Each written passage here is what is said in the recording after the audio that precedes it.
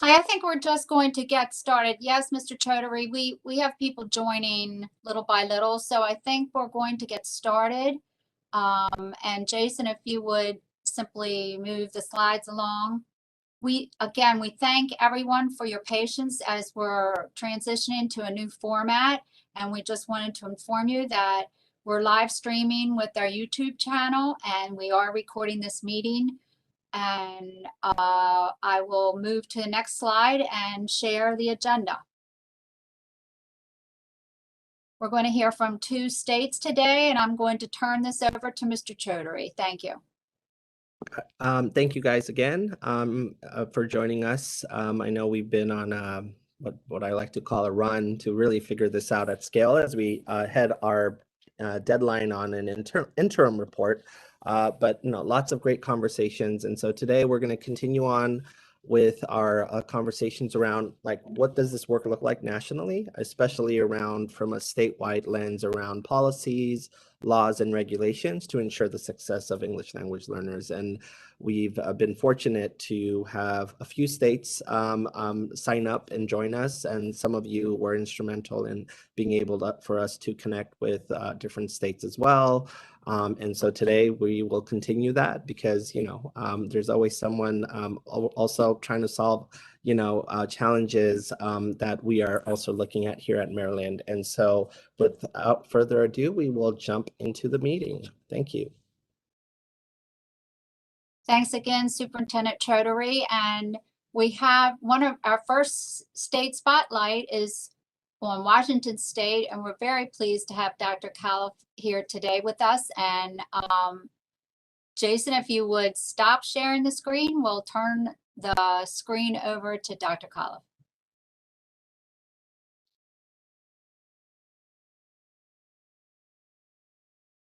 Thank you. I'm going to just make sure I've got my PowerPoint on here.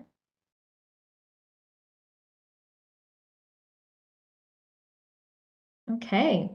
Well, I'm so happy to get to join you. It's a little bit like coming home for me because for many years I did actually live out in the DC area and in fact did my PhD at George Mason University in Virginia and taught at the University of Maryland in College Park and Shady Grove. So so happy to get to join you today from Washington State and share with you a little bit about what we're doing, particularly around our dual language initiative.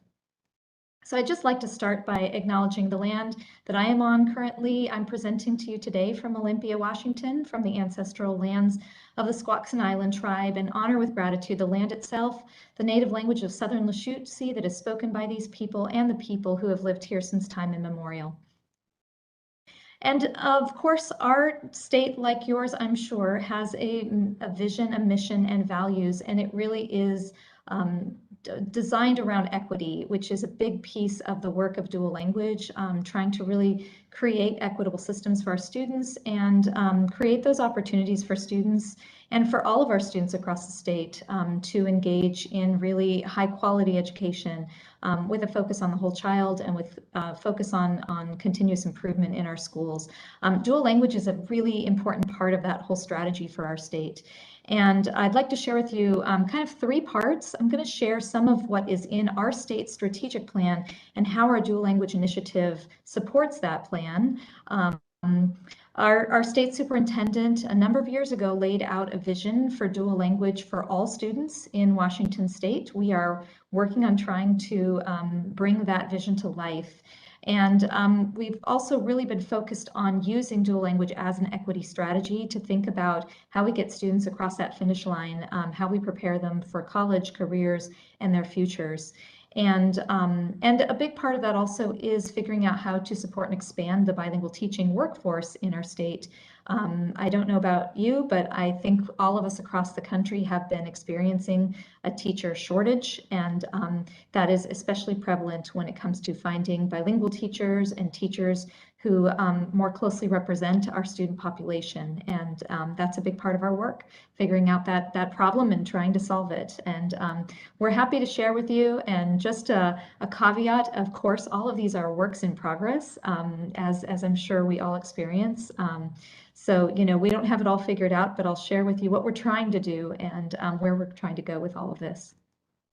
So our OSPI strategic plan has 4 goals. I'm going to share 3 of them with you. The 4th one has to do with customer service, not as aligned with the work, although certainly important and something we're always striving for. But the first goal is really critical to our dual language work, and it's about equitable access to strong foundations. And you'll notice that 3rd bullet, especially, one of the initial objectives is specifically about universal access to dual language learning. No later than starting in elementary. So we really do want to get kids into these programs early on because we know the benefits. I know you have some of these programs in Maryland as well, and we've all seen how successful dual language can be in helping close those opportunity gaps for students, and just providing them with a really unique opportunity to become strong bilingual, biliterate citizens and be able to use those language skills in their future. So that starts in the elementary grades. And that vision lays out essentially 3 really critical components. One is that all Washington students will have access to dual language education and the opportunity to become proficient in 2 or more languages by 2030. That is ambitious. Will we make it? I don't know, but we're going to get as close as we can. It is also a program where we really are trying to ensure that multilingual English learners and American Indian and Alaska Native students are prioritized in these programs for at least half of the seats. In many cases more than that, but that really these programs need to be about them primarily. And yes, we have native English speakers who benefit from being in these programs as well, but the emphasis is really making sure that we're closing opportunity gaps for these students. And also just keeping in mind that dual language is considered general education and that it is gen ed content taught in 2 languages, that is a key piece of our work to help bring people on board, is to make sure that they understand that what we're trying to do is not a new expensive program. It is a readaptation and a reinventing of what we do in general education programs, but it's doing it in 2 languages, which most of the rest of the world does, except for us. So we're just trying to get on board with the rest of the world. And that these programs should begin in preschool or kindergarten at the latest, and ideally extend all the way through high school so that students get that opportunity to develop those really high levels of language. Our superintendent actually has spoken on this in many places, and we have a very nice video here. I'm hoping I can show you a few minutes. Having never used this platform before, I hope the sound works. So I will click on it, and then please raise your hand, let me know. Laurel, I can see you on the screen, so I'm counting on you to give me a thumbs up if you can hear the video. Thank you.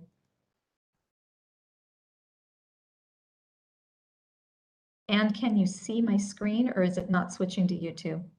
Yes? Okay, good. When you walk into an elementary Sound? school where they're in sort Yes, of an but immersion we still program see your or a language presentation. program, Say, I'm sorry? I can hear it just fine, but it's still showing your presentation, not the YouTube Okay. screen. Let me see if I can do a stop share and a reshare and get on the right one.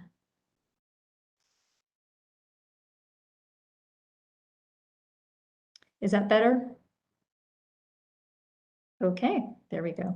you're watching young people be excited because they're working with each other a lot. And a lot of times you're seeing students whose primary language is English, maybe working with a student whose primary language is Spanish, or maybe Russian, or maybe it's one of the languages of our native tribes. And they're learning from each other. That's the power. They're both learning a second language while they're also developing their primary language skills, and then they're learning from each other. So it's fun and it's interactive. And when you do it at a young age, they're sponges. They just take this up in a way that none of us could in high school or college. We want to advocate for dual language programs, whether it's Mandarin, Spanish, Vietnamese, Russian. We just want to make sure that we are going to be educating a generation of children who are ready for the future. One of the amazing things about dual language is it recognizes the strength of language to develop young people. And we have spent way too long in this country and in this state seeing a second language as deficit. We starved kids of math and science and other things until they learned English first. All of the science has been clearly debunking that for a very long time.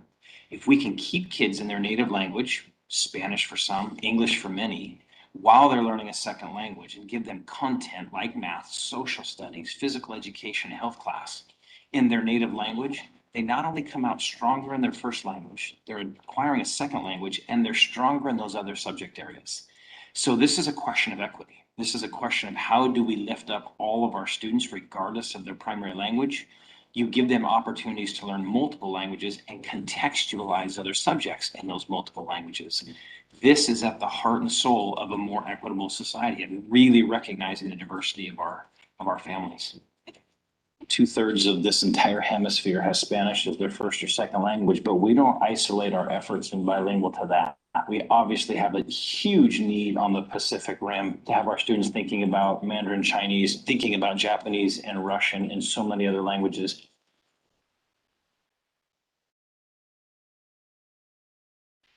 So we have 29 federally recognized tribes in the state of Washington. They have their own powerful historic languages. Sometimes these are really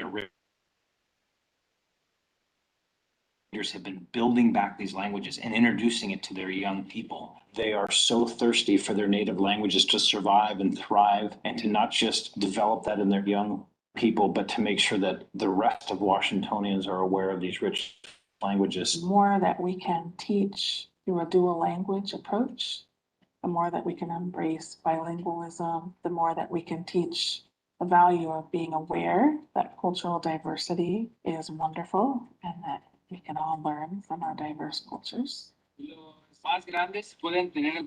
En nuestra escuela y en nuestros programas de lenguaje dual, ambos idiomas son importantes y un idioma apoya al otro. It's imperative that in today's society, people need to know how to relate and work with other people. Those are some of the things that we teach in a school like this. Dual immersion is really swimming in the language you want to learn from a young age. In my classroom, because I teach English and math, my language of instruction is English. But then the other half of the day, my students are going to my partner who teaches science and Spanish. What inspired me to be a bilingual educator is having the experience of learning a second language, coming to a country, not knowing a single word of English. You as a teacher need to understand that they can have success. Last year, our first group of kids were third graders taking the state test, and they were able to perform only in English because that assessment is only available in English. Even though they'd had most of their instruction in Spanish, kindergarten, first grade, and second grade, they were able to beat the state average on that assessment, taking it in English. So like any language, though, we want everyone aware of these languages. So local communities will choose whether they're going to be English and Spanish, or they're going to really focus on Russian or Vietnamese, or a tribal language, a native language. It'll still be very locally determined as we build this out. But there's a richness to this that makes our students more global, even as they're making decisions locally. That flag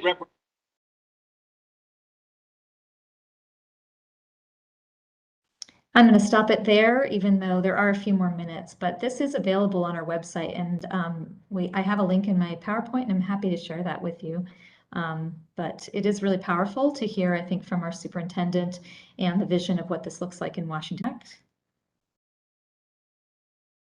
So a couple things about our dual language programs and how they're designed. One is just we have typically two different structures. We have two-way dual language education programs where there's a balance of multilingual learners and English-speaking students, and that this typically includes historically underserved student groups.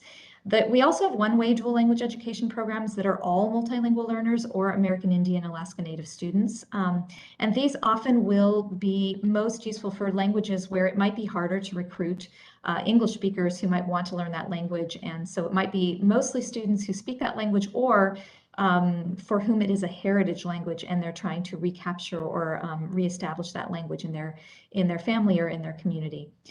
We also have a couple different types of models in terms of the amount of time that is spent in the target language. Most of our programs in Washington State are either 90-10 models or 50-50 models. We have a few that are also 80-20.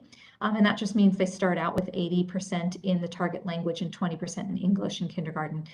So essentially the 90-10 and the 80-20 programs begin really heavy on the target language side. And by the time they get to about 4th grade and up, they are 50% in English and 50% in the target language. Sometimes as soon as 3rd grade that begins, but mostly from 4th grade on. We know that these programs have really strong results, and so they are really kind of the gold star model. But we have a lot of districts that also have 50-50 models, and that can be a local decision based on number of factors, including how many teachers they have available. If they're able to, balance the number of teachers, it is easier to staff a 50-50 model because with 2 classes, you can have 1 teacher who speaks the target language and 1 teacher that speaks English. In a 90-10 program, you have to have a much higher number of bilingual teachers in those primary grades.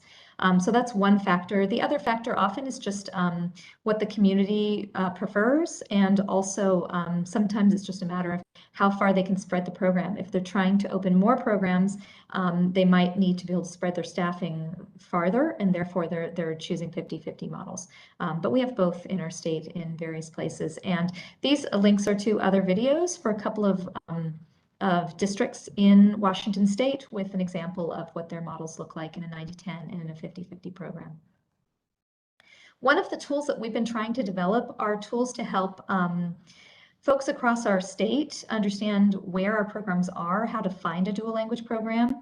And admittedly, I was on this the other day and recognized that it's not as family friendly as it could be. So I have a feeling we will be continuing to improve these tools to try to make them very family friendly. But we do get inquiries regularly from people coming into the state about where can I find a program? Is there one near me? I'm thinking about moving to this location or that location, and what would be the programs available in that community. So this tool actually shows where all of our programs are in Washington state. It's on our website for the Office of the Superintendent of Public Instruction in Washington. And it's actually a clickable map where people can find what programs there are. You can see there's quite a few located in our Puget Sound region, which is in and around Seattle and further south down to Olympia. There's also quite a few in the southeastern part of our state in what we call the Tri-Cities area, Yakima, Kennewick, Richland. And this is an area that is very heavy on migrant students. There's a lot of agriculture in that area and a lot of Spanish speakers. So that's clearly why they have developed so much in these particular regions. But we are working on branching that out across our state. You can also see from the languages here that we have a few of our world languages: Spanish, Chinese, Mandarin Chinese, Vietnamese. There's also a few Japanese in the Seattle area that aren't listed here. And then the rest of these are all American Indian languages that are tribal languages from our communities.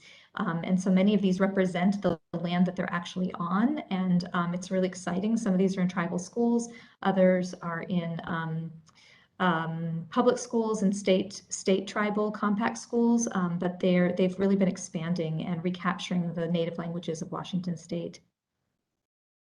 The other thing down below you can see is we have a count, so you can tell how many programs there are in the various areas as well. And the other feature on the same thing on the various tabs on our website, you can go to the trends and you can see actually the growth. This is the growth over the last 5 years. We've basically doubled our programs, and this is as of last year. It's actually gone up in 21, 22. We had a number of new programs open this year as well. And so we're continuing to grow in the number of schools across our state and the number of districts that are providing dual language programs. The second area, and I'm sorry, was there a question that came in? I'm not able to look at the chat at the same time here. Yeah, it was me. I don't need to ask now. I can ask at the end if that's better. Okay, great. So the other area that's big on our strategic plan goal is this idea of rigorous learner-centered options in every community. And a lot of the goals here are focused on getting students across that finish line to graduation and the meaningful high school graduation plans. And dual language is really an important piece of this also, even if it's not specifically listed here, because we know that in our dual language programs, they often will get students across the finish line in a better way than in a lot of other programs. In one of our programs up in the Skagit Valley, which is a very agricultural area, it's about an hour north of Seattle. The first program there just graduated their first cohort, and 100% of the students in the dual language program graduated. And so what we're really seeing is that's having a major impact. And comparing that to our rates, most of those students are Latinx students. Comparing that to our rate of graduation for Latinx students in our state, that is a huge difference. So we really see this as also a strategic goal to help students. I think that has a lot to do with just the support they get across the years, but also it has to do with them seeing themselves as contributing members of society, of being able to go on to college and careers, of having skills they need that are going to be valued out there, and also just developing their own cultural and linguistic identity. And so just wanted to share a few things that have played into that. One is our Washington State Seal of Biliteracy. I believe you have a Seal of Biliteracy in Maryland as well. This is a key component of our dual language programs. It's really thinking about how we can help students achieve the seal. And we're also considering looking at some kind of an advanced seal or a global seal, because what we're finding is in dual programs, often the students meet the requirements for this seal by 8th grade. They don't even need to continue their studies in high school to get to the basic seal. But we do encourage them to continue their studies in high school so that they can reach those higher levels.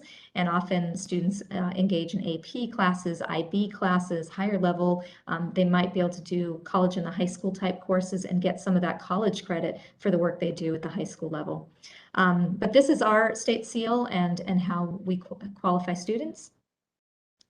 And identity development, I think, is a really key piece. One of the things that we really look at is this is an asset-based educational strategy. It really takes what students have, what they bring from home, their identity, their the things they bring from their family, and it elevates those. And it says these are important. It honors that language of the family, the community, the tribe, and it tells them, that they are valued and that they bring value. And I think that really has an impact on graduation rates.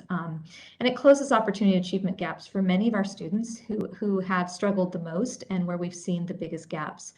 So that's really a part of why this is such an important strategy for us in our state. You've probably seen this graph before. It's the Thomas and Collier graph.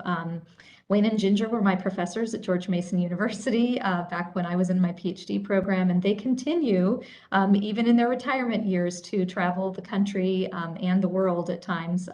Now they're doing it mostly virtually, but they continue to share their really impactful research on the outcomes of these programs. And this is a really important piece of why we're doing this, because looking at this, this is the selling point. Students in these one-way and two-way programs, they outperform your average English-speaking student, and that's really why it's so impactful.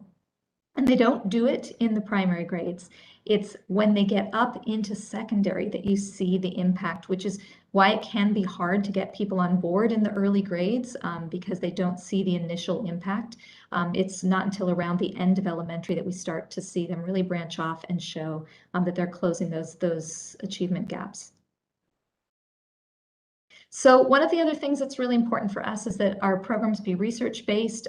We know that there are many benefits of dual language programs, the proficiency in the new language, the high academic performance, and of course that increased cross-cultural awareness, the cognitive flexibility, problem-solving skills, all the things that we know multilingualism actually contribute to. But also we can tell our districts as we're trying to get them on board with this that down the road, this is actually not going to have a significant impact in terms of cost. These programs are actually incredibly efficient. Initial costs are probably the highest when they're first starting up, but then once they get the programs in place, they're very sustainable, and there's not a lot of extra money that has to go into a program per student. And that was part of a research study that was done recently. The RAND Education 2015 study looked at those costs. So it really is about closing the achievement gap and doing it in a way that's really economical and that has huge benefits for our state. We've been doing a number of things, of course, to try to support this. One of the big ones is state grants. We have an annual legislative funding apportionment of $1.425 million that is going directly out. Almost all of that goes out directly in grants to districts to support them as they are starting up new programs or expanding their current programs, and also trying to make sure that they move them on up into secondary grades so that they don't just top them out in elementary. In this year and next year, we actually have ESSER funds that are going into this as well. So our State Department our superintendent decided to put $10 million of ESSER funds towards this initiative. And that is going out to many, many awards. We've got at least 56 awards going to school districts right now, and 6 to state tribal compact schools specifically to support these programs. This is just a breakdown right now of the funding that we just put out to schools this year. And the 1-year grants are from those state funds, the $1.425 million that we still have. The 2-year grants are out of those ESSER funds, out of that $10 million pot. We're running a second grant cycle right now because we had a few who just couldn't get it in on time. So we expect to add a few more districts as well. And these support tribal language programs, they support heritage language programs, and dual language programs. Some of our schools are trying to implement things like Somali classes, at the elementary level, at the middle, at the high school level. Some of those are after school, some of those are credit generating. We've had heritage classes in Vietnamese, in Russian, Ukrainian, in Samoan. So some of those languages that might be harder to launch a full dual language program in, this allows them to still be able to support those languages. And similarly for the tribal languages. The tribal language programs do require tribal consultation and working directly a partnership with one of our local tribes. So they have to be working together with a partner to do those programs. So finally, to staff all of these, of course, we have to be looking at how we diversify our teaching workforce. And we want that anyway, because it helps all of our students, regardless of what kind of program they're in, but it's especially essential for dual language programs. And as we all know, this is one of our greatest shortfalls right now. It's something that everyone's struggling with. So I'll share a little bit about some of the strategies that we are working on. Some are in progress, some are fully developed, and some are just in the works. But we have a number of different ways that we are supporting this work. We have 2 groups that are really critical in figuring a lot of this out. One is our Dual Language Steering Committee. It's been in existence since 2017, and while I have just joined our State Department in July, I've only been in this job for a few months. I've been involved in this work for a long time. I was in one of the school districts in the state that was expanding dual language rapidly in Highline Public Schools, which is in the SeaTac area, and we had 10 schools with dual language programs in both Spanish and Vietnamese. And so I was serving on that steering committee since 2017, since its inception. That has been a really critical group of stakeholders across our state who really have a lot of knowledge already and are helping us figure out how to move a lot of our plans forward. This is some of the work that they are engaged in. We also have a bilingual education advisory committee, and this committee is specifically designed to help inform our plans as a state department and to help inform the superintendent's plans and priorities. And so they really do a lot of advocacy work. They really do help bring the voice of our schools across the state to this work and think about what those next steps are. So there's been a lot of work done in this area, but it's still under development in many ways. And some of the really exciting things are things like adoption of Spanish language arts and Spanish language development standards. Our crosswalk tool, AWSP is our Association of Washington School Principals, and so they're working on a crosswalk to show what dual language principals need to be successful, and it's aligned to that same framework that's used for principal evaluation across our state. They're also helping develop what professional learning tools we need, what kind of communication tools. They were instrumental in helping with some of the videos that we've been able to put together that are part of our website, and also thinking through the teacher preparation program components of this. So we have various committees, subcommittees of the Dual Language Steering Committee that work on all of these different projects. And and really not only just give us advice, but also actually engage in some of the work themselves, so that we can move a lot of these projects forward. A lot of great volunteers doing work in our state. The other big piece has been putting together statewide PLCs, and those PLCs, of course, have now gone virtual, which actually has worked out really well because it allows people across the whole state to come together. This is just a few. We actually have 8 different PLCs running right now that support all of our different educators. And many of these are aligned with the grants. So if they are getting a grant, then they are required to participate in the PLC. And I think they all find it very helpful to also connect with their colleagues across the state and hear what other people are doing, and be able to share their learning, share their ideas with each other. So these run on a monthly basis, and they've been very effective so far. We're working on our data work. This is still a work in progress, I would say. It's probably one of the most challenging pieces, and I think part of it is, I would say, you know, start as you mean to go in these areas, because we are having to do a lot of cleanup work. But we are trying to make sure we are collecting data both on our teachers who provide dual language instruction, as well as our students who are in dual language education. So this is some of the types of information that we are trying to track and look at, because we do know that our teachers providing dual language instruction are actually really contributing to the diversification of our workforce in the state. And so that's a really important piece of the work. But we also want to ensure that we have really high quality teachers in all of our dual language classrooms. And one of the mistakes people can make in dual is to start throwing people in who have the language skills but don't have the training. And we really want to avoid that, because often we don't keep them. They wind up leaving. They're just not well prepared, and then they really struggle. And the student data for dual language is really strong for our English learners who are part of these programs. Where we are struggling is making sure we're tracking students who have either exited our English learner programs or who are English speaking and were never in one of those programs. So that is a piece that we're doing a lot of cleanup on, because what we're trying to accomplish is being able to duplicate the Thomas and Collier graph for our state and for our districts, so that they can look at their outcomes and see how it compares.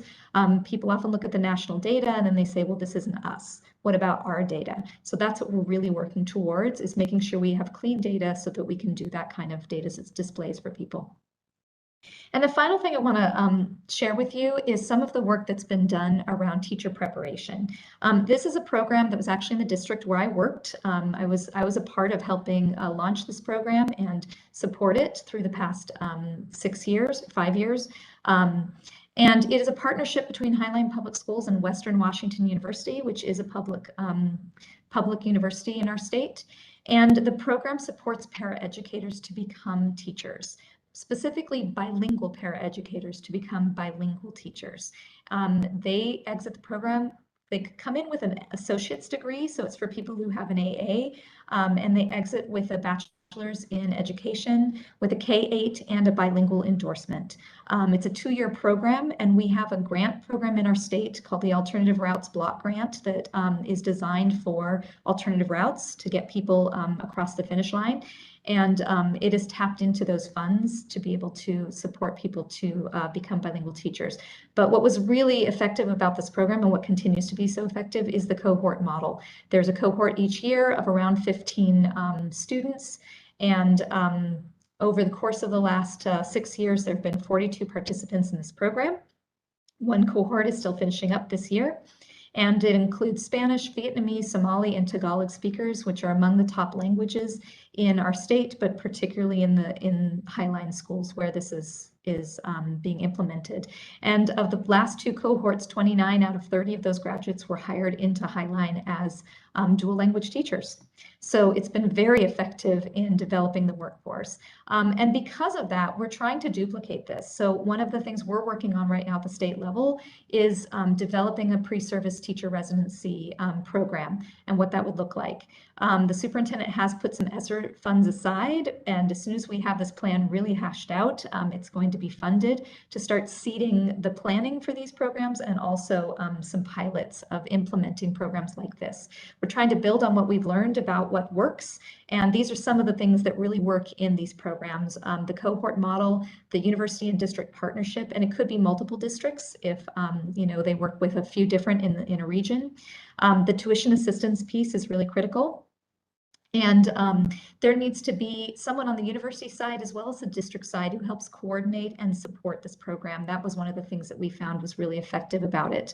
Another piece is at the district level, having a specialized job description for these residents that is different than just a typical paraeducator job description, so that they can perform the duties of a student teacher while also performing their job. That's a really critical component and helps take care of a lot of issues that can otherwise pop up with unions around the work that they're doing. And we also found that typically they need a minimum of about 3 hours, about half the school day in their cooperating teacher's classroom on a regular basis to really get that rich internship type of experience of a resident.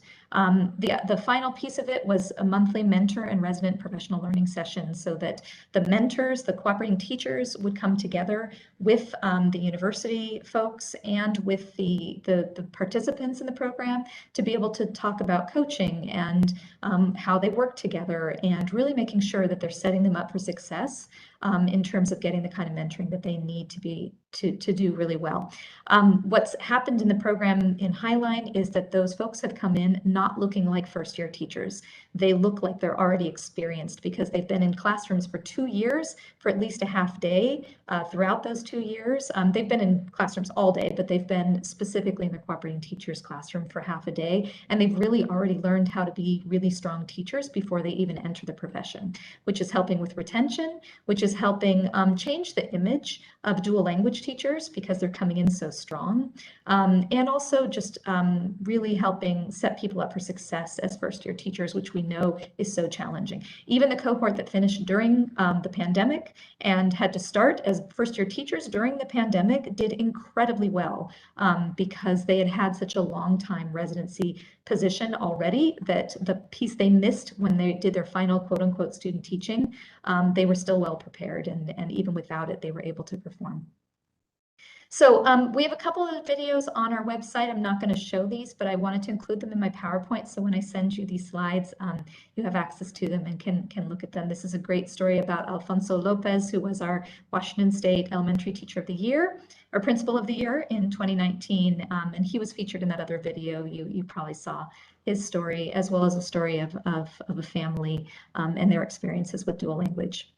And with that, I'm hoping we have a few minutes left for questions because I think I may have taken a little longer than my time. Connor, you ready to circle back with your question, please? Yes. I was really excited, like pleasantly excited to see the time I see something like that. And I know I've talked to the folks in Portland Public Schools before. I know that, especially as they've talked about opening, for instance, a Somali language dual language program, that curricula is almost instantly one of the first headaches after staffing. How have you guys been addressing that? That's a great question. And, you know, that's one of the places where the grants have been incredibly valuable. I know over the past few years, working in Highline, we had a Vietnamese dual language program. And the work on that Vietnamese program was, of course, very challenging, just getting materials, developing curriculum, all of that. And the grants did allow a lot of support for that. It allowed us to be able to purchase additional materials, spend time developing curriculum. And similarly, last year, Highline had a heritage grant for Somali and worked on developing a Somali language curriculum with a couple of experts, and they were actually able to really put together some nice tools for that. And it's not a fully developed, okay, they're ready to launch dual language, but it's a great start. It'll be a support to current heritage programs, but also kind of a great starting point, a great framework to begin work on a dual language program, which I know they're hopeful around starting in the next few years as well. So those grants have been huge. And then, of course, partnership in Vietnamese, Highline partners with Portland because they're their closest neighbor for Vietnamese, and we'd even done a couple of visits to each other's programs over the years, but also with all of the other Vietnamese programs across the country. There's 7 currently in the nation, and they all know each other because yeah, it is challenging, and that partnership with other programs I think is critical. So you know, between the PLC work and the grants, that's really been a huge part of supporting those kinds of programs that are in less common languages.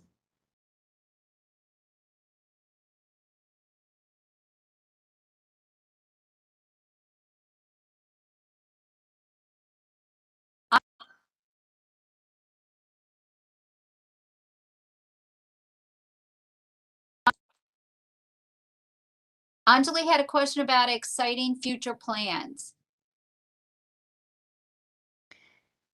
Some exciting future plans. Yes. Well, I think that the residency piece is big. You know, this is just a pilot thinking about how this might happen, but I think long term, our superintendent's vision for this is that all teachers, all pre-service teachers would be able to engage in a residency type of model. You know, the idea that like you should get paid while you're student teaching. It is a job. It's a really important job, and it also contributes to our schools. So I think that's a big piece. Another piece that we're working on is proposing to the legislature around stipends for bilingual teachers. So for teachers who have the bilingual endorsement and are teaching in dual language, we're proposing a $5,000 stipend. It's been in the works for a while. We have a few folks who are on board with that, who I think are going to help try to move that forward in the legislature. So those are some of the other pieces that I think are really kind of on the horizon for the future for us. And then, of course, just the rapid expansion of our programs.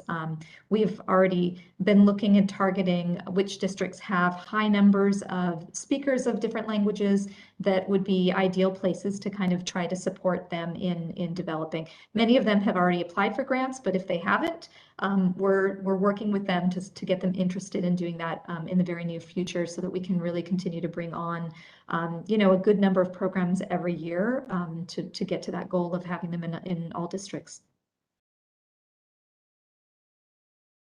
Thank you. And I did notice that Anjali, she's having some mic and camera problems. She has some other questions that I'm going to share and try to get answers, if you wouldn't mind, because we're on a little tight schedule here today, partly because of our issues with technology at the beginning. At this time, I'm happy to turn over to Ms. Alvarez from the New York State Department of Education. Alyssa, are you able to share your screen? Well, actually, first and foremost, good afternoon. I have my colleague, Ross Garmiel, is on the line, and so if he's allowed to, he'll be able to share the screen, if that's okay. Absolutely.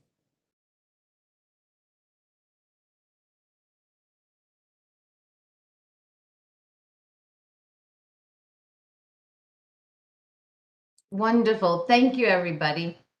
Good afternoon, and thank you so much for having us. We are so excited to be a part of this panel. I was in awe to know that you have this session, and I've learned and taken so much away from Washington, and kudos to Dr. Calla for her presentation. And publicly, I'm going to say, please, let's reach out and continue conversations, because we're in the midst of tackling dual language as a state as well. So thank you.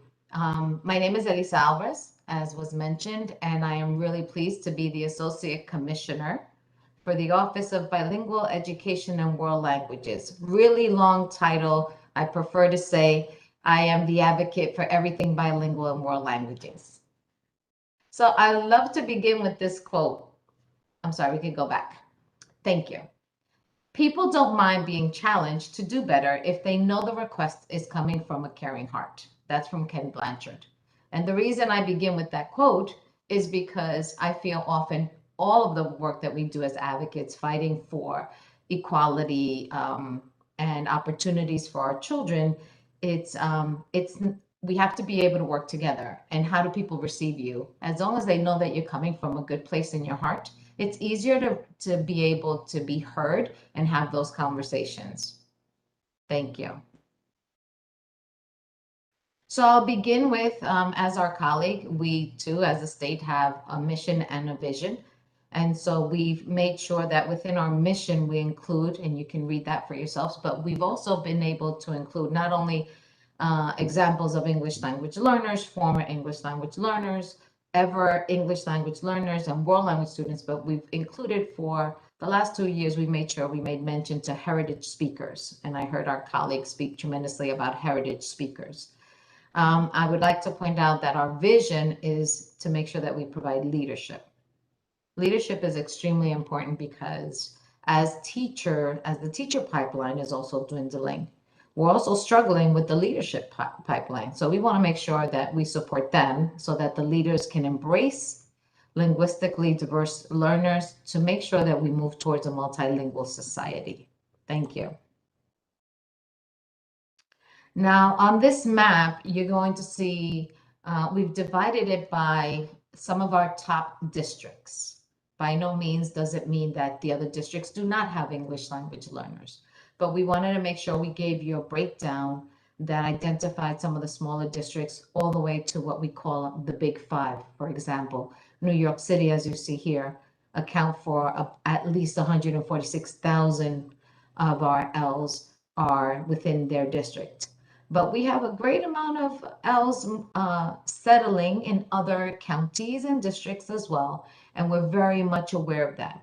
I'm not sure if this is happening also in your world, but our English language learners and our immigrant families are no longer going to the larger cities. They're going to the smaller suburbs and communities because wherever it is that they have a connection and a family that's willing to sponsor them, receive them. So we're starting to see that need grow differently. So thank you. Next. We also, in terms of our linguistic and cultural diversity, we have at least over 200 identified different languages that are spoken throughout our state. About 65% of it, and you'll be able to see here, is actually Spanish, the then following with Chinese, Arabic, Bengali.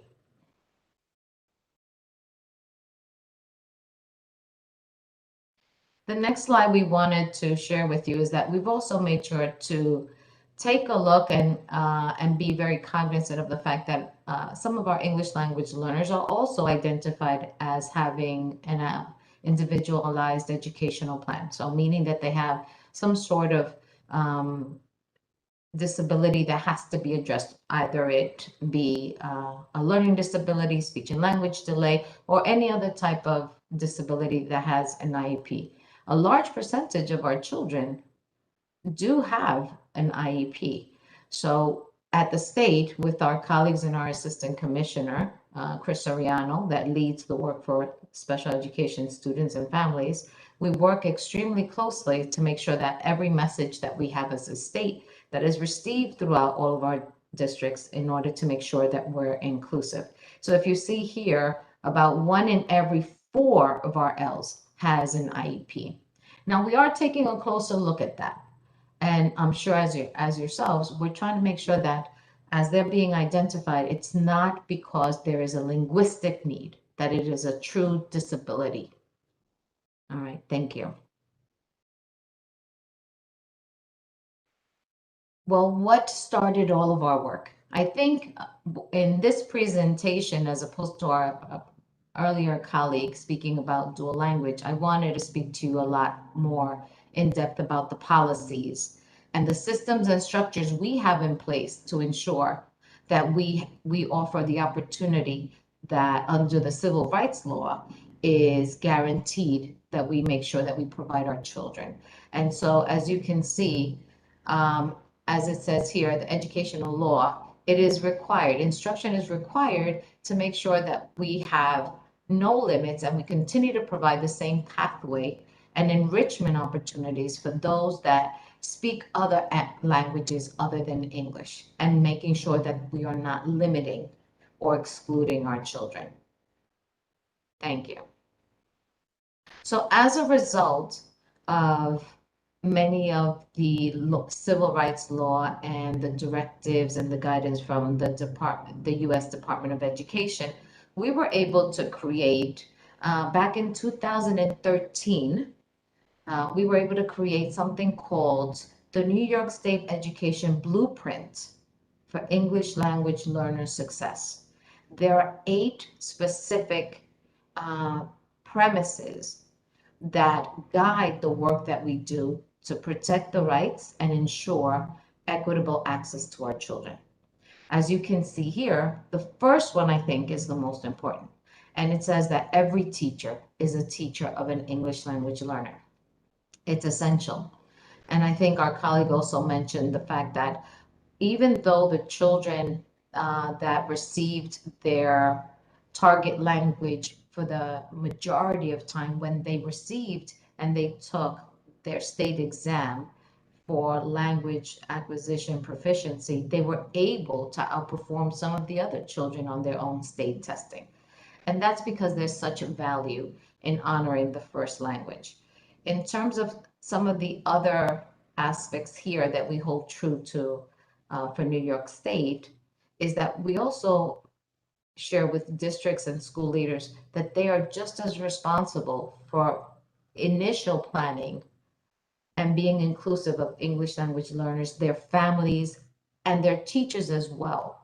So you'll see that it talks about academic, linguistic, and social needs.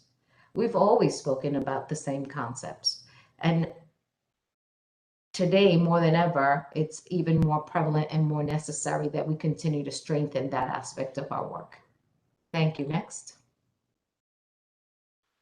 As a result of some of our work creating the blueprint for L success and multilingual learners, we also were able to create a parent bill of rights. It was absolutely important that we ensure that the families had options and the families be included.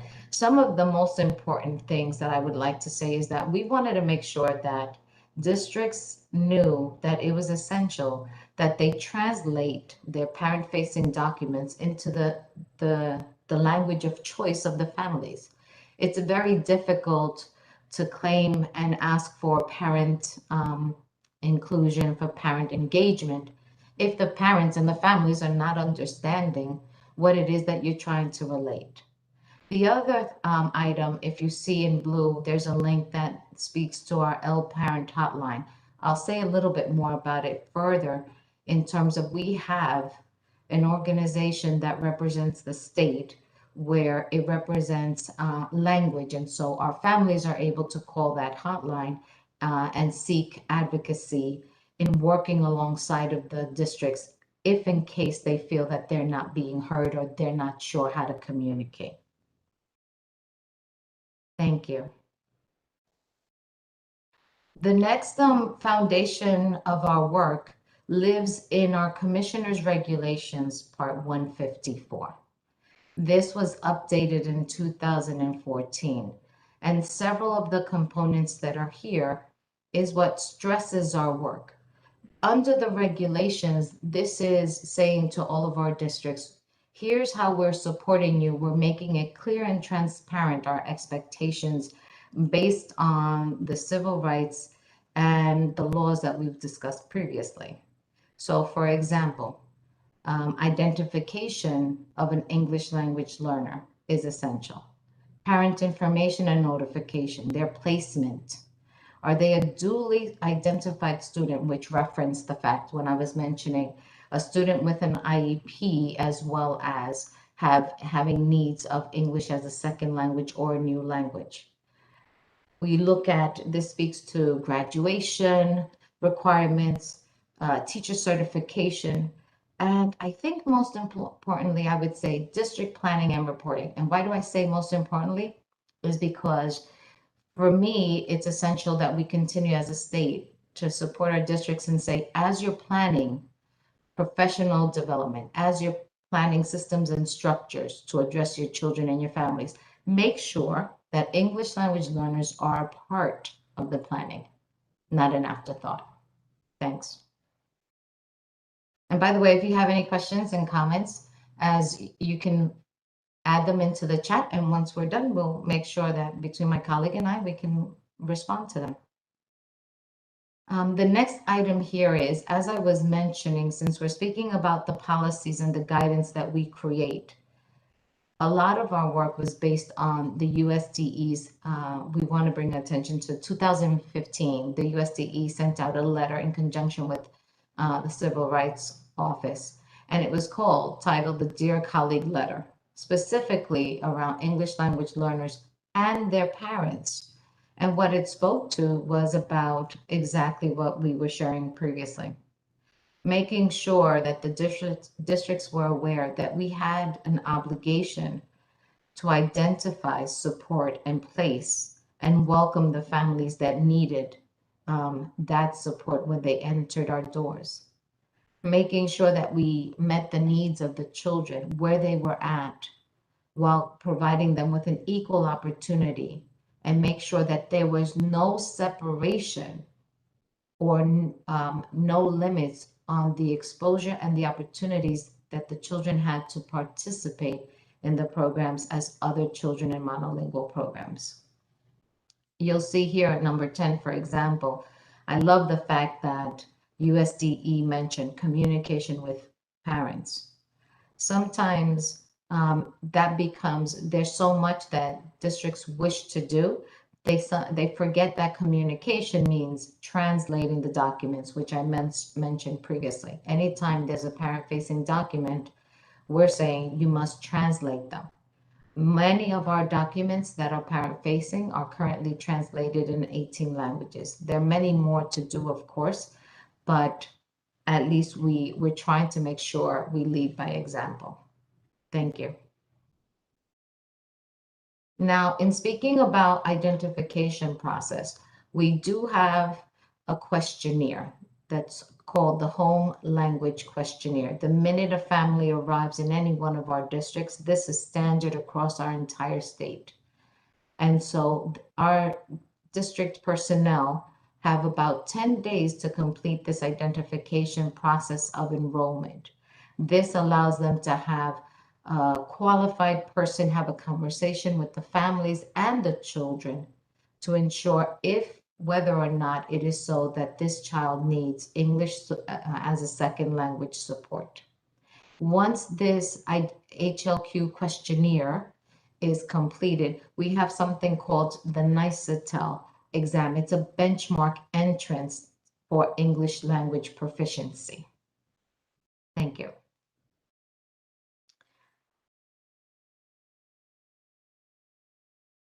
I'm sorry. Okay. I forgot to mention that once the NICETEL is administered, we can stay on this page. It's fine. Once the NICETEL is administered, though, that's what helps assign and place the child and determine the type of support and level of proficiency that is their range. And therefore, they can decide how many minutes of service that child will need from an ESL or an ENL provider. Okay, thank you. Thanks, Ross. The next item has to do with our NICESLAT exam. So as you're aware, there is an entrance exam that gives us a benchmark as well as an exit criteria. So for English language proficiency as an exit criteria, we have our own New York State English as a second language achievement test, which is affectionately known as the NICESLAT. And so here the scores are incorporated into the New York State's ESSA accountability, which is important for us. It became a big shift and change as districts began planning servicing our children. So this ELP is one of 7 indicators used to identify schools if in case they need additional support, or if they need comprehensive support, targeted support, or any type of improvement because they might not be meeting state expectation in terms of the students' academic growth and achievement. So this matrix and this accountability indicator is one of our great models that we use to identify the needs of a district. Now, I must say any school that falls within either a CSI, TSI area in need of improvement means that they receive our support as a state as well. Thank you. So a little bit more about monitoring and enforcing. So how is it that we do all of this? We work in conjunction with our colleagues in program offices at the state. And we make sure that if we have a few pieces in place, for example, we have something called a comprehensive educational L plan, and affectionately we call it as the SEEP. Now the SEEP is wonderful because it helps us gather information on a yearly basis, where our district superintendents must plan and share with us what their plan is for being inclusive of the children. This has always existed. It's not only now. And so with this SEEP, for example, this year we've sent out the SEEP and we're asking a bit more information for our own research that has to do with dual language. For the last 18 months, while we were engaged and facing COVID, we asked several questions to make sure that we had a better understanding what our districts needed, what our children and our families needed. So for example, were there issues with bandwidth? Were there issues with laptops issuing? Were there whatever issues they were facing in terms of trying to make sure that they address the needs of our children as well as keep everyone safe and healthy. We also have coordinated monitoring visits. So we meet and we visit districts jointly with other members from other offices, albeit special education, Office of Accountability, Office of our Early Learning, childhood programs, and we visit the programs to provide them with some sort of evaluation and assessment to give them guidance on how to make improvements if it seems that they need any such improvements at all. We also come out just to celebrate and to check on the schools that are actually doing well. It is not only punitive. It also allows us to identify best practices and then be able to showcase them throughout the state. Finally, we do have something called a corrective action plan. Now, those are for specific districts that have been identified that over a number of years have been failing to support our children in making the necessary growth in their academic life. And so that is a bit more restricted in the sense that there is a consistent sharing of information and monitoring of progress or lack of progress. Thank you.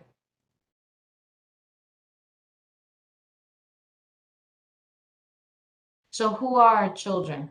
As I stated a little earlier, our children not only are English language learners that have been identified that they're current Ls, but students that were at some point Ls, even though they have mastered and reached commanding level of proficiency in our exit criteria of the NYSES exam. So they are also still referred to and counted. But we also have students that were never identified as needing English as a second language support. However, they're a heritage speaker. It also is inclusive of world language students. Why? Because our goal is to make sure we promote and help our children become part of a multilingual society.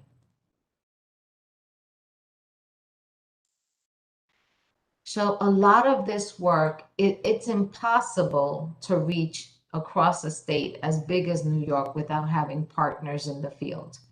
So we are really fortunate that through our office, in conjunction with legislative funding and support, we have been able to identify and create 8 networks throughout our state. And so these networks, each in its own right, provide technical assistance, professional development for districts, schools, not only for teachers, parent engagement, support to our students directly as well if the district so chooses, as well as a tremendous amount of support for leadership in understanding the needs of English language learners. Each of those sites that are there are hyperlinked, and we'll be able to share that with you. So we encourage you to please go on to each of the websites and you can review them for yourselves. We also, during COVID, created this one-stop shopping where we united some of our most requested items of support, and they're now under something called the New York State Arbor On Demand.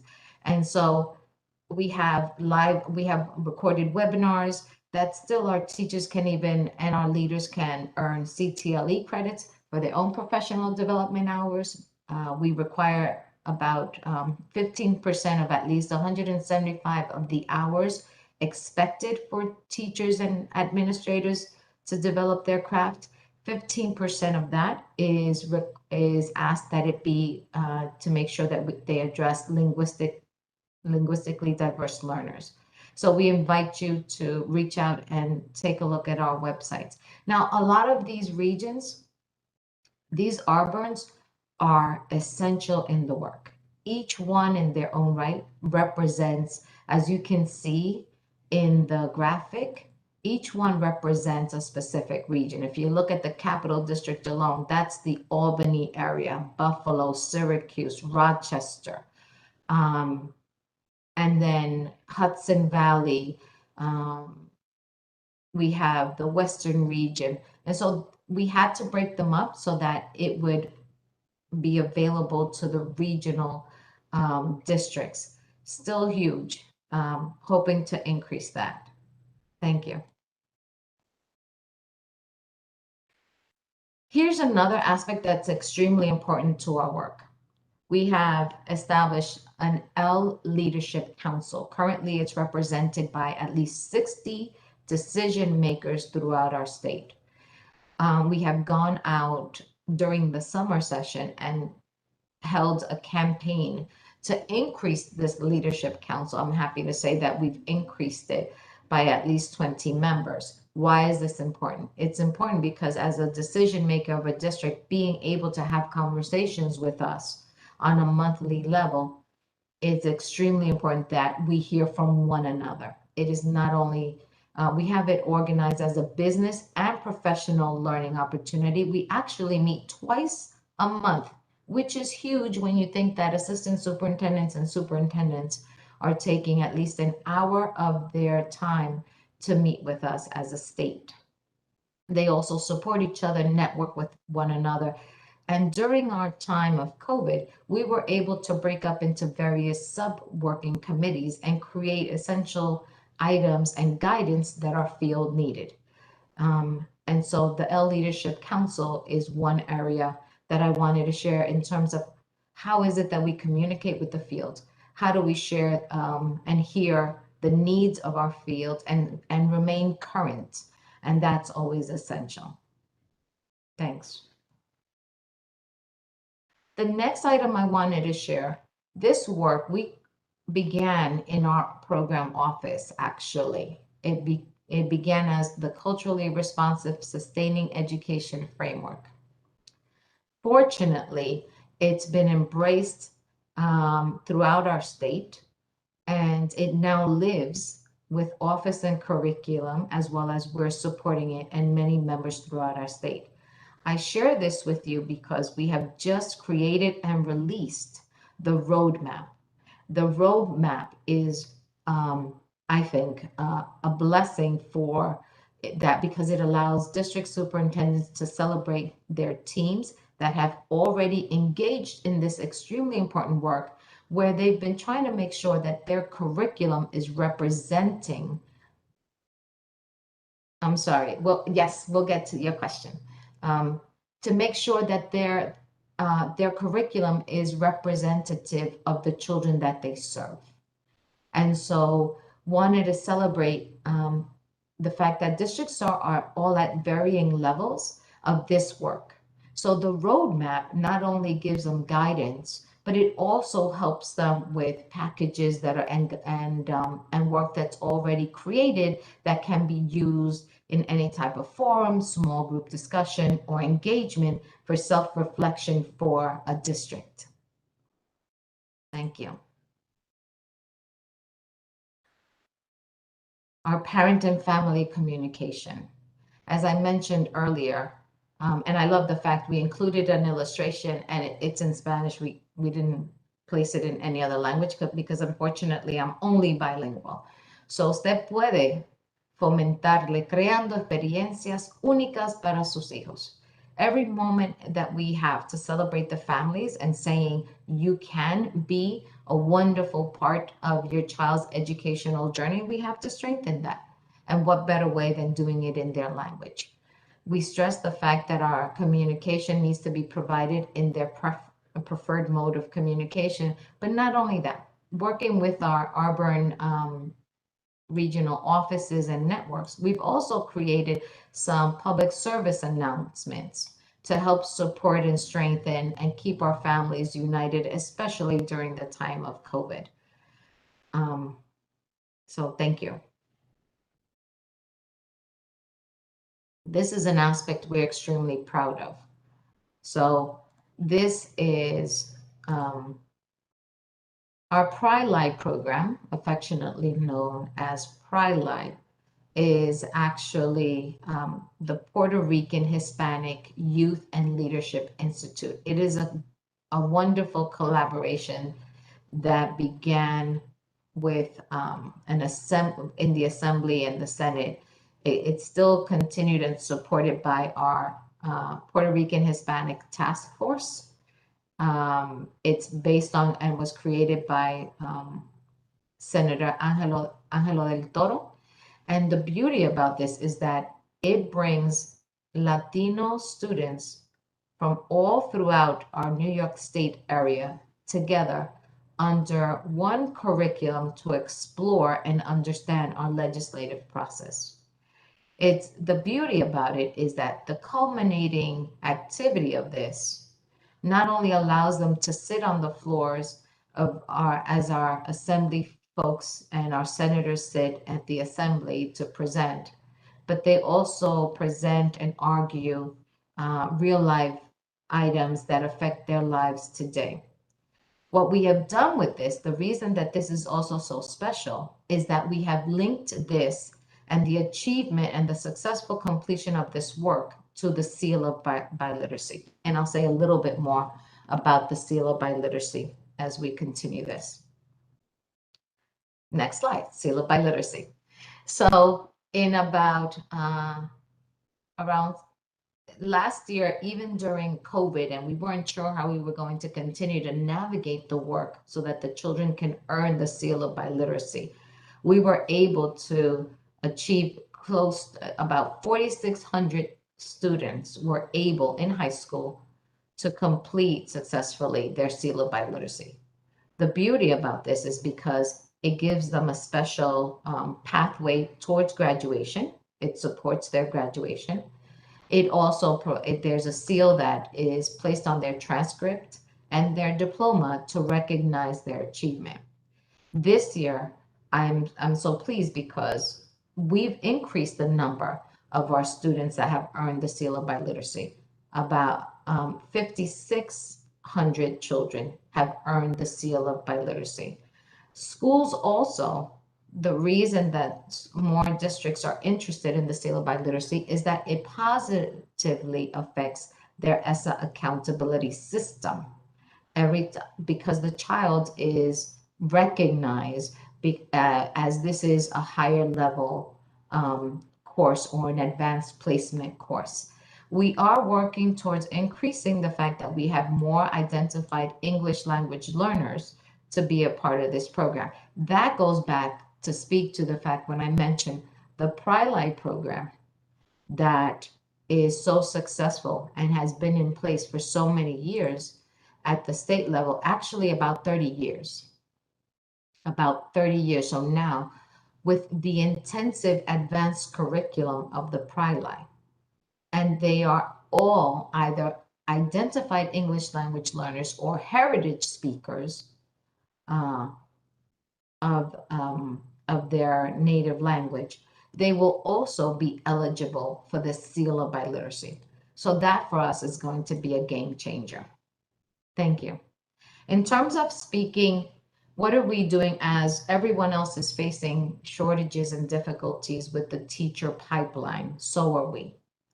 One of the things that we continue to do is provide a tremendous amount of funding and work alongside of higher educational institutions to provide opportunities to welcome our educators, especially our content area specialists and experts, to receive and achieve their certification in bilingual education or ESL license in order to support our young adults. So there is a very minimal cost that is applied to the individual themselves. We actually, I think we're up to about, as it says there, we fund currently 18 separate intensive teacher institutes. 2 of them are all online. Actually, it was created even before the pandemic, so we were really pleased about that, as evidence of the fact that we wanted to make sure that it was not a burden for teachers to continue their education. They work tremendously, hours long. Wanted to make sure that we also made it available to the teachers themselves.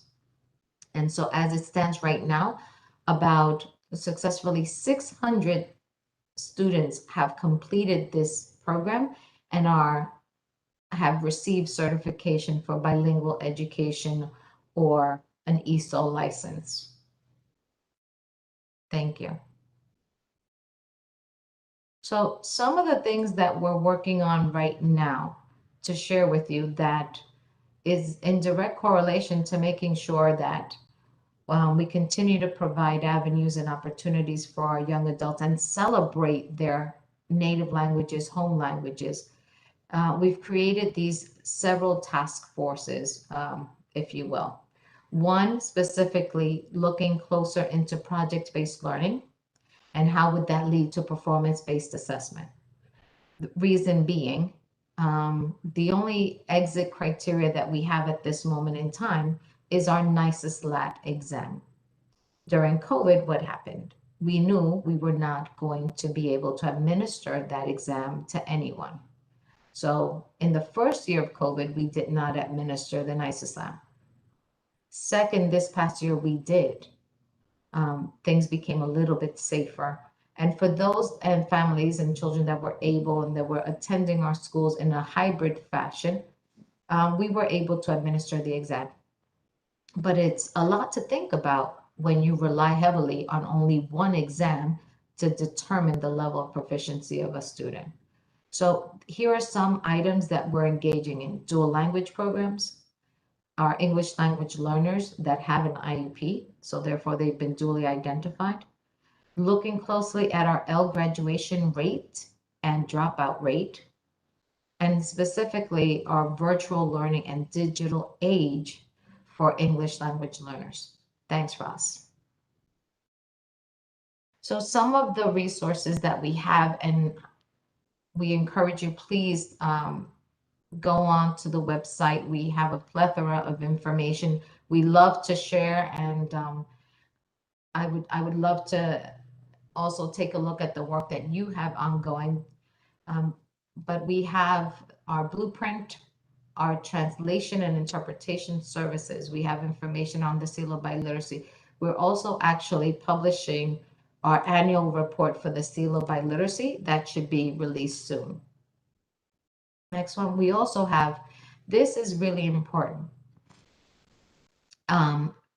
Earlier, I mentioned to you the work and the collaboration with our Auburn Worlds, our brothers and sisters in the field that provide technical and professional development.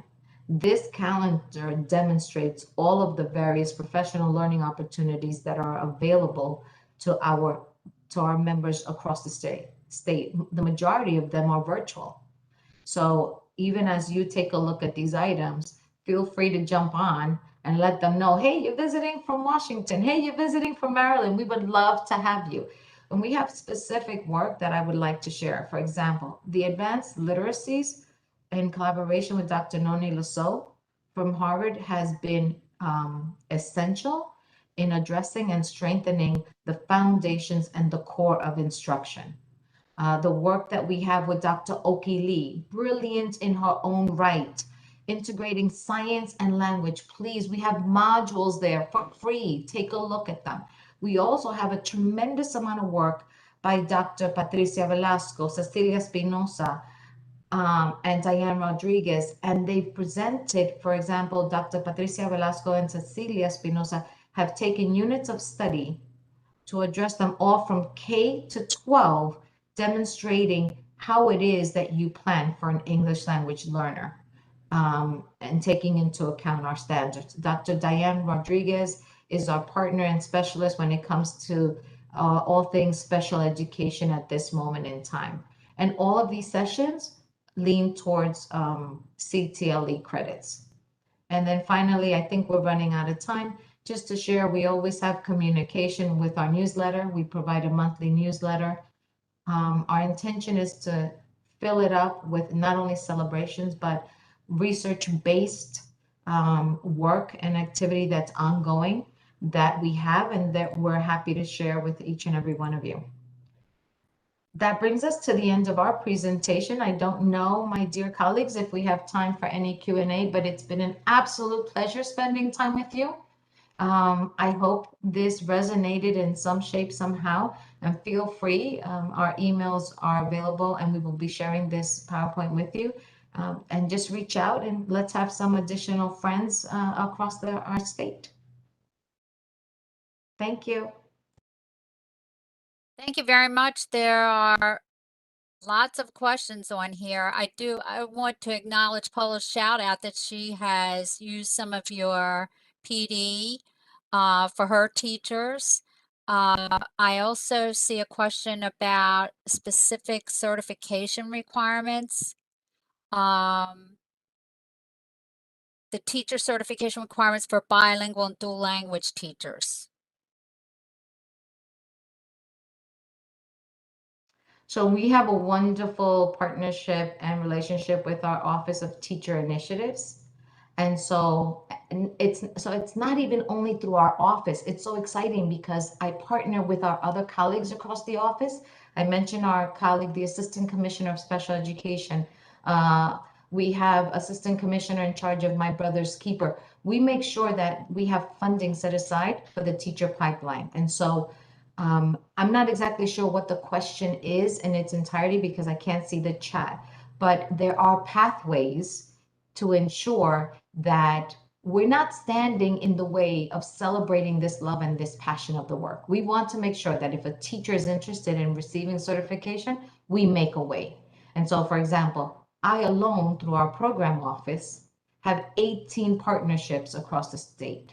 My colleagues as well, in order to ensure this license. We also have intensive teacher institutes that support our teachers receiving the special education certification in conjunction with the bilingual certification. So we're trying to do everything possible to help our teachers achieve certification. I believe they have 5 years to achieve certification as long as they're in the program, and they're supported and mentored. That really takes me back to one of our first meetings when we talked about, and Connor, I think you brought it up about there are barriers that exist for bilingual teachers. And so that philosophy from your Department of Education, your certification division, is very refreshing. And it's something we need to take to heart. Thank you very much. You're very welcome. I'll mention one thing. One regulatory amendment that we just completed was addressing to support our school counselors.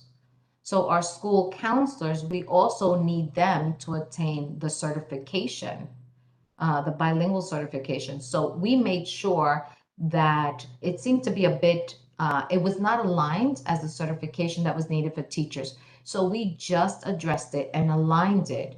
And actually it's to how a teacher needs to receive certification. So it became much more reachable. Thanks. And counselors are called out in the charge to this work group. So thank you. I think I might reach out to you and get a copy of that. Laurel, if I'm gonna put you on the spot here, Laurel, if you could bring up our Google Doc. When we talked to Superintendent Chaudhary as recently as today, we want to try to get some specific input from you on our report, because while we're meeting, those of us on staff here are compiling information from the chat box, which you have put in the documents, and we're building the framework of the report, which is due next month. for all intents and purposes. The date is December 1st, but that's November. And then we have Thanksgiving and so forth. So we have an outline here on our, is this the Google Doc, Laurel? Yes, can you guys see it okay? Yes. Okay, It's not large enough, really. I if you can make it larger, Yes. okay. So with all due respect to work group members and your time, we might, if you're willing to stay a few minutes to look at this, because we're pulled between these wonderful presentations of our national experts and our state spotlights, and also wanting to get your input. So as you can see here, we have a framework of what our report will be. Some things are just typical in a report, including all the way down through introduction. And then this may look familiar to you because this rolls along in the format of our meetings. You may recall back in August, we looked at the state of ELs in Maryland schools, and Amir and Ilhe and Laurel shared a data story about our students. And then we looked at the existing policy and practices that are occurring in Maryland to work with English learners. And then we started delving into specific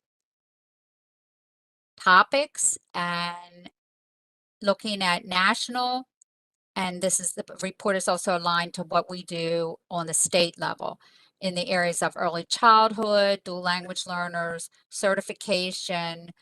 You'll recall the blueprint charged to this work group calls for us to look at how multilingual families can access educators who are trained to work with them, counselors, as we just talked about, front office staff, etc. And then finally in the report, we're going to summarize the state spotlights that we've heard. We've heard from California, previous meeting today, Washington and New York. Next meeting will be Texas. So with that in mind, and I know that we have, of course, that the most important part I almost forgot to say is we will have preliminary recommendations based on these topics. And since this is a 2-year work group timeline, we will have a final report due a year from now. So we will certainly put some things that are on the parking lot as far as next steps into the report. With that in mind, and I know Jason here from MSDE and Laurel are live on this document. As you look at this, and if you wouldn't mind scrolling up, are we capturing everything? What do you think about these sections? What can they add here for notes for us as we develop this report? So unmic yourself and fire away if you have some ideas. Susan, this is Paula from Washington County. We heard today especially some resources such as websites with documents in the different languages, also professional development resources that are facing forward to everybody to be able to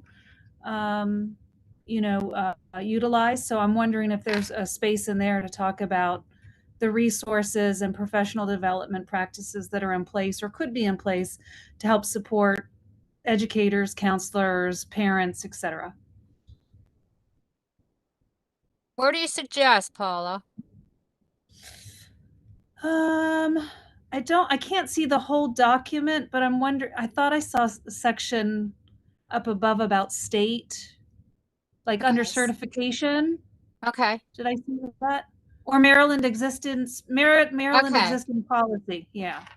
Well, I think to your point, though, we've heard from our state spotlights about their resources. So maybe we put it in Maryland and we also put it in in the state spotlights, the resources. Thanks.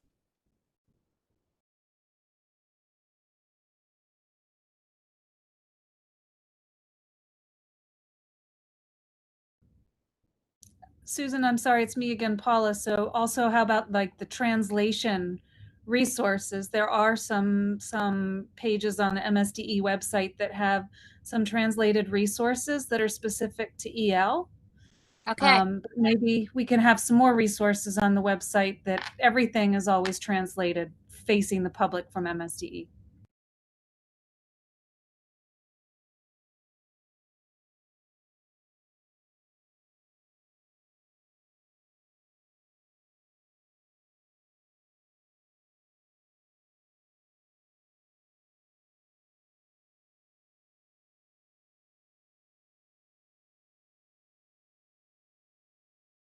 Any other thoughts or ideas? This is a super unhelpful one because it's like a vague thought, but I'm looking at this and I see under state of ELs in Maryland schools data story, right? Non-academic performance of ELs and academic performance of ELs. I think that's right. And what I sort of want is a way to make sure that the report almost pivots directly from that to draw people's attention to the importance of ongoing support of their bilingualism, which I worry that like the best case, what I can see here is that would maybe come in under national best practices dual language. It's going to be at the very end of that section. It's like, this is what I mean by not being helpful, is that I have this sense that the reader should much more quickly, right after hearing, here are some concerns we have about how things are going, it'd be good to hit them with, we need more dual language that would help us solve it. I'm just not sure how to do that. Well, going along those terms, this is Paula from Washington County. There's an opportunity to also include the seal of biliteracy for Maryland, and we also heard that from the state spotlights as well. And I think that's what your point is how do we continue to grow that biliteracy? So right under non-academic, put ongoing support of bilingualism or multilingualism and seal support, seal biliteracy. Yeah, something like that. It's a, That's good. Yes. we want to pivot there from, right, here's the state of things to here's where this report is going. And the way it's going is more languages, specifically EL's home languages. Right. And we certainly are seeing some themes that we're pulling out, the asset base, the support for the home language, and building multilingual students in the state. Yes.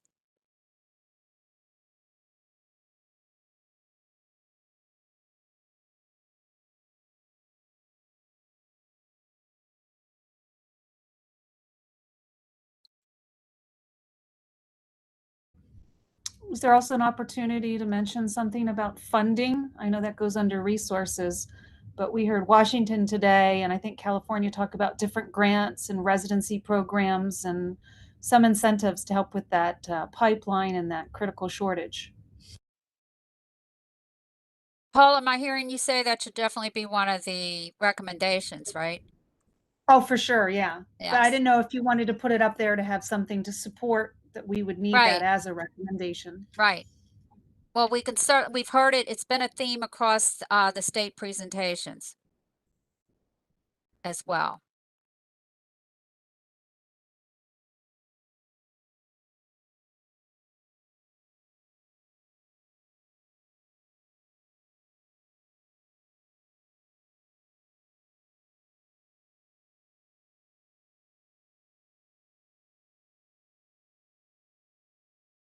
I'm so sorry. I'm having some technical difficulties with this new platform. I can't see you guys and the document at the same time. So I apologize.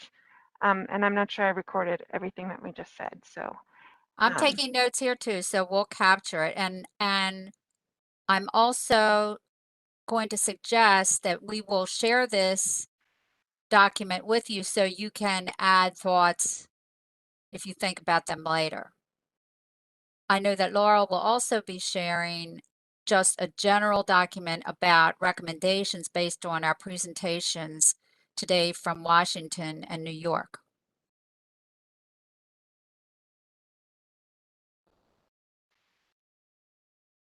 our presenters, okay, no. All right. I'm just looking through the notes to see if we missed anything. I know Connor was adding some ideas in the chat. And Elisa, yes, added about the emergent multilingual learners language profile, that was something I might contact her about in one of our recommendations.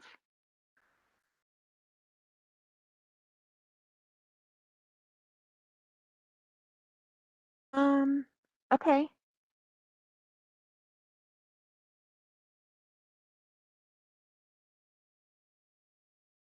So Drew says, can we include something under the certification about some of the smaller programs that are happening between the institutes of higher education and the individual districts? I think that's a great idea.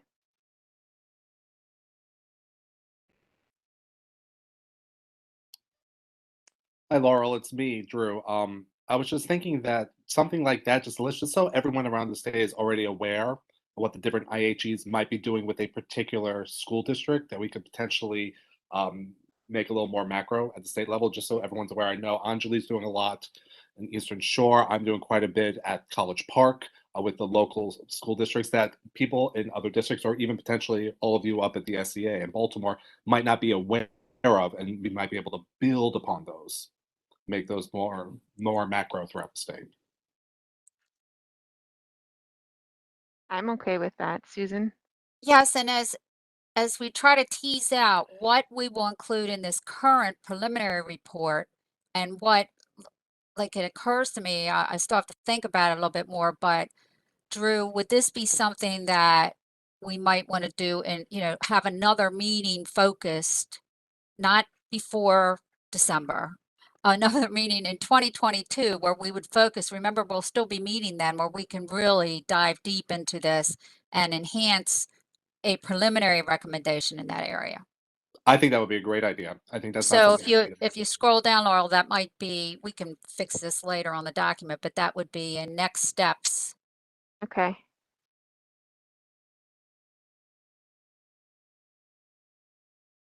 I gotcha. So existing and then opportunities for expansion. Right. Okay.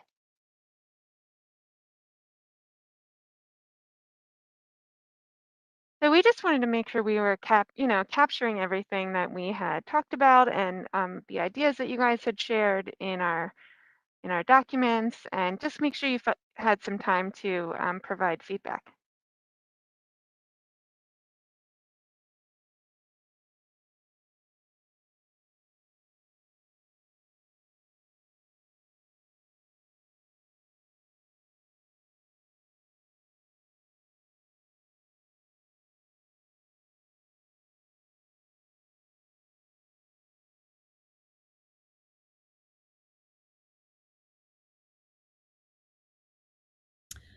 Something that I see what is missing that was mentioned today and in some of the other presentations was about parents.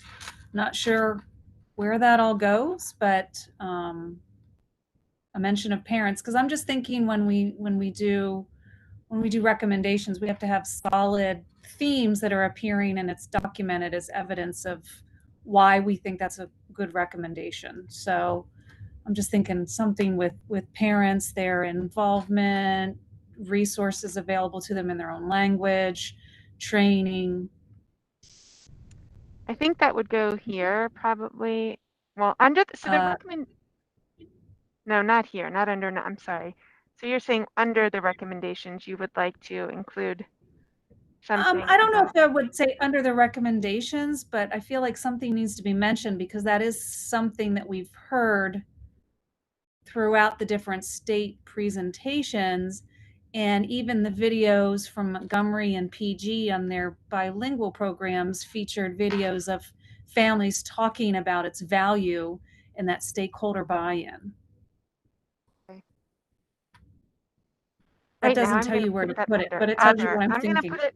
I'm gonna create a new box, right?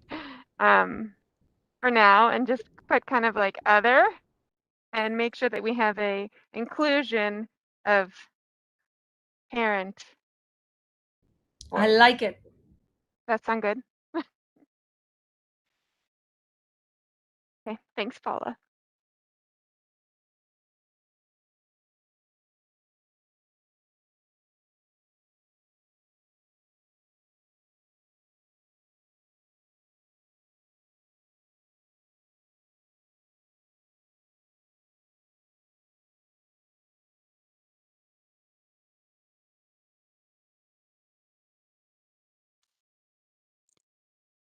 Seems like we've come to a, Yes, I was leaving plenty of wait time.